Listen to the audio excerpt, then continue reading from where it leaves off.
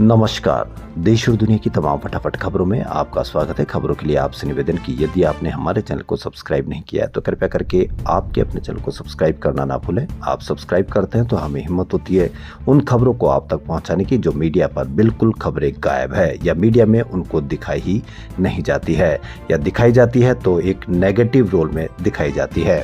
क्योंकि आपके बच्चे बेरोजगार हैं, क्योंकि आपको स्वास्थ्य सेवा उचित नहीं मिल पा रही है, दूषित पानी से कई मौत हो गई, लेकिन आपको खबरें बांग्लादेश की दिखाई जाती है। क्योंकि बांग्लादेश की खबर होगी तो आपके खून में उबाल होगा। लेकिन यदि बेरोजगारी, स्वास्थ्य सेवाएं, महंगी शिक्षा की खबर होगी तो आपके मन में सवाल होगा। तो मीडिया चाहता नहीं है कि आपके मन में सवाल हो, वह चाहता है कि आपके खून में उबाल हो। यही अंतर आपको समझना है कि खून में उबाल आने से आपकी समस्याएं दूर होगी या आपके मन में सवाल आने से ये समस्याएं दूर होगी। तो क्या है आज की बड़ी खबरें। कांग्रेस नेता राहुल गांधी अपने रायबरेली दौरे पर है। उन्होंने कहा कि नरेंद्र मोदी सारा पावर अपने हाथों में लेकर गरीबों को भूखा मारना चाहते हैं।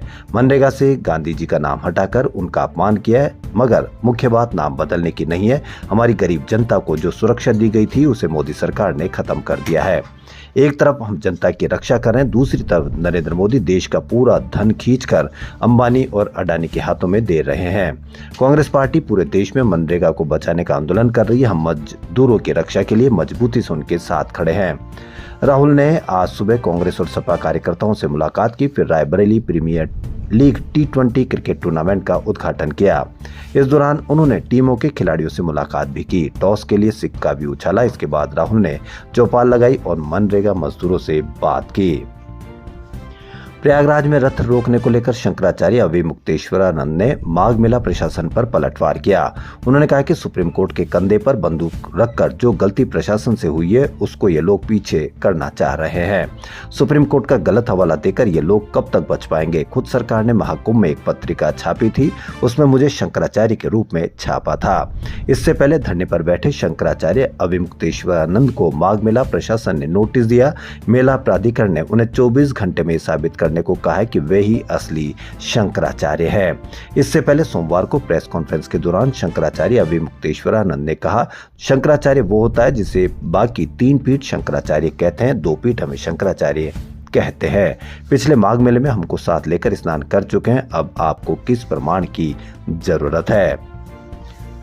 T20 वर्ल्ड कप में अगर बांग्लादेश को हटाया जाता है तो पाकिस्तान भी टूर्नामेंट से अपना नाम वापस ले लेगा। ये दावा पाकिस्तानी चैनल जियो न्यूज ने पाकिस्तानी क्रिकेट बोर्ड PCB के सूत्रों के हवाले से किया है।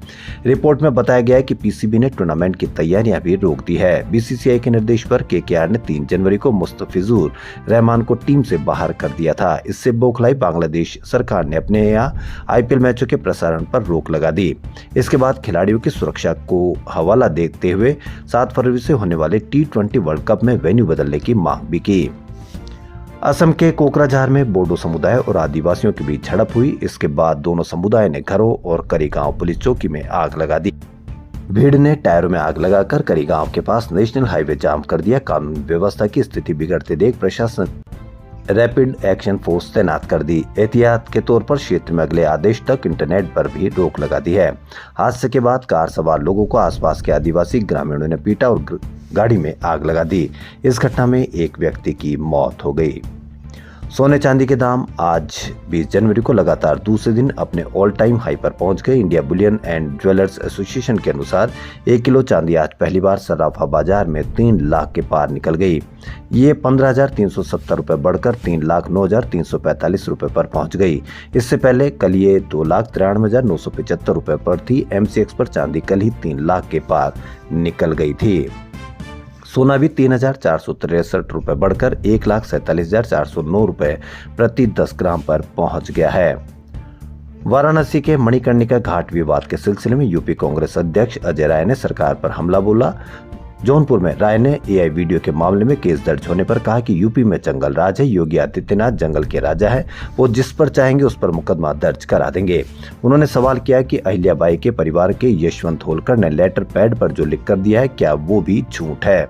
अजय राय माघ मेले की घटना को लेकर भी सरकार पर हमला बोला। उन्होंने कहा कि गेरुआ वस्त्र पहने संत महात्माओं की चुटिया पकड़कर खींची गई, ये सनातन का अपमान है। उन्होंने सतुआ महाराज को नसीहत दी और कहा कि योगी आदित्यनाथ का आशीर्वाद है, उनके आशीर्वाद से वीआईपी सुविधाएं उपलब्ध हो रही है। जो जय जयकार कर रहा है उनको योगी संरक्षण दे रहे हैं। आज सेंसेक्स 1065 अंक गिरकर 82,180 पर बंद हुआ। निफ्टी में भी 353 अंक की गिरावट रही। ये 25,233 के स्तर पर आ गया। मार्केट एक्सपर्ट्स बाजार में गिरावट की बड़ी वजह अमेरिकी राष्ट्रपति डोनाल्ड ट्रंप की ग्रीनलैंड पर कब्जे की जिद को मान रहे हैं। इसके अलावा तीसरी तिमाही में रिलायंस जैसी बड़ी कंपनियों के मुनाफे में कमी भी इसका कारण माना जा रहा है। सुबह बाजार की शुरुआत सुस्त रही और निफ्टी 100 अंक नीचे 25,500 के करीब ओपन हुआ। करीब 18 करोड़ सदस्य देश के हर जिले में अपना ऑफिस, मजबूत जमीनी कैडर, 20 राज्यों में सरकार, ये बातें बीजेपी को देश की सबसे बड़ी पार्टी बनाती है। बिहार की बांकीपुर सीट से विधायक नितिन नवीन ने आज 20 जनवरी से बीजेपी की जिम्मेदारी पूरी तरह से संभाल ली है। 14 दिसंबर 2025 को कार्यकारी अध्यक्ष बनाए गए नितिन नवीन बीजेपी के 12वें राष्ट्रीय अध्यक्ष बन गए हैं। तो देश और दुनिया की तमाम फटाफट खबरों में फिलहाल इतना ही। धन्यवाद।